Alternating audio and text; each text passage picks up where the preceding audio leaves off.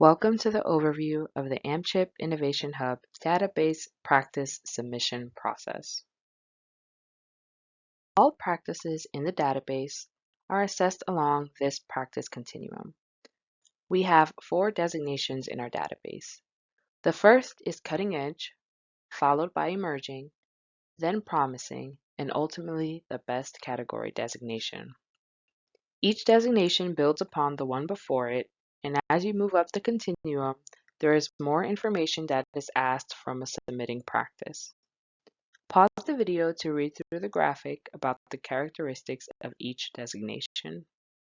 To aid potential submitters in figuring out which designation they should apply for, we have developed the minimum criteria checklist. Under each designation name is the list of criteria that a submission must meet before being considered for their selected category. As mentioned in other videos, whatever designation a submission selects, they should be able to meet all the criteria in that category, as well as all the ones for the categories before. For example, if someone is submitting a practice as a promising practice, in order to be awarded the promising practice designation, they should meet the criteria of the promising category as well as the criteria for both emerging and cutting edge.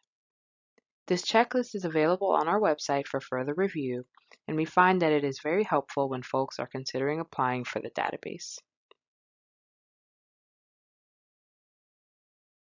The submission forms for the database can be found on our website. Each designation has its own submission form, and while they are all very similar, each submission form after cutting edge has additional questions. Cutting edge is our shortest submission form, while the length of the form increases as it reaches the highest designation of best. MCH accepts completed practice submissions to the MCH Innovations Database all year, meaning whenever someone is ready to submit, they can send it in and we will add it to our group of submissions waiting to be reviewed. The actual review will still take place biannually during the spring and fall seasons and formally added to the database after that review session. Submission forms are always available on our website. Once the submission is completed, it should be returned to MCH at evidence@mchip.org. Once your submission is received, it is then reviewed by a team of 3 external reviewers who are matched with your practice submission based on their expertise. They assess the submission according to criteria related to each respective designation. Reviewers also provide specific feedback to submitters about their work and their practice. After your practice submission is received and accepted, you will then complete the database entry survey, which serves to create and collect the information that would be on your practice's landing page in the database. In addition, you would also complete the practice summary and implementation guidance handout. Here are some pictures of what the practice summary and implementation guidance handout look like.